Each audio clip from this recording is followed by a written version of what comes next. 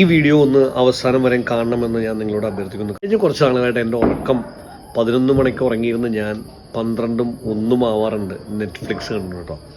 ഇത് ചില ദിവസങ്ങൾ ശനിയാഴ്ചയൊക്കെ ആണെങ്കിലും 3 മണി വരെയും പോകാറുണ്ട്. അപ്പോൾ ഇന്ന് വിഷു സദ്യയൊക്കെ കഴിച്ച് കഴിഞ്ഞിരുന്നു. വിഷുവാണ്, ഹാപ്പി വിഷു. വിഷു സദ്യയൊക്കെ കഴിഞ്ഞ് റിലാക്സ് ചെയ്തിരുന്നപ്പോൾ എൻ്റെ ഒരു ചിന്ത വന്നു, ഈ ഉറക്കം നിൽക്കൽ എന്തെങ്കിലും നമ്മുടെ ശരീരത്തിനെ ദോഷമായിട്ട് ബാധിക്കുമെന്നുള്ളത്. അങ്ങനെ ഒരു റിസർച്ച് നടത്തി കുറച്ചുകൂടി സംസാരിച്ചു. കിട്ടിയ ഇൻഫർമേഷനാണെന്ന് നിങ്ങളോട് ഷെയർ ചെയ്യും. രാത്രി 11 തൊട്ട് വെളുപ്പിന് 3 മണി വരെയാണ് ഏറ്റവും കൂടുതൽ ബ്ലഡ് സർക്കുലേഷൻ നമ്മുടെ ലിവറിൽ സംഭവിക്കുന്നത്. ലിവർ വലുതാകുകയും അന്നന്ന് ഉണ്ടാവുന്ന എല്ലാ ടോക്സിൻസും ഡീടോക്സിഫൈ ചെയ്യുന്ന സമയം ഈ 4 മണിക്കൂറാണെന്നാണ് പറയപ്പെടുന്നത്. അപ്പോൾ നമ്മുടെ ഉറക്കം 12 മണിക്കാണെങ്കിൽ ബാക്കി 1, 2, 3 മണിക്കൂർ ഡീടോക്സിഫൈങ് പ്രോസസ്സിന് ബോഡിക്ക് സമയം കിട്ടുള്ളൂ.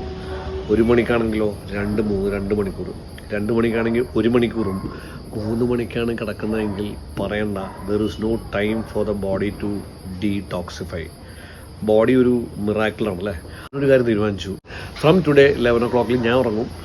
നിങ്ങളും ഉറങ്ങണമെന്ന് അഭ്യർത്ഥിക്കുന്നു. For a healthy happy life. ഇതിലെന്തെങ്കിലും തെറ്റുകളും കറക്ഷൻസ് ഉണ്ടെങ്കിൽ please do share your comments. And if you feel it is worth, please do share with your friends also. Thank you and let good things keep on happening to all of us. Love you all.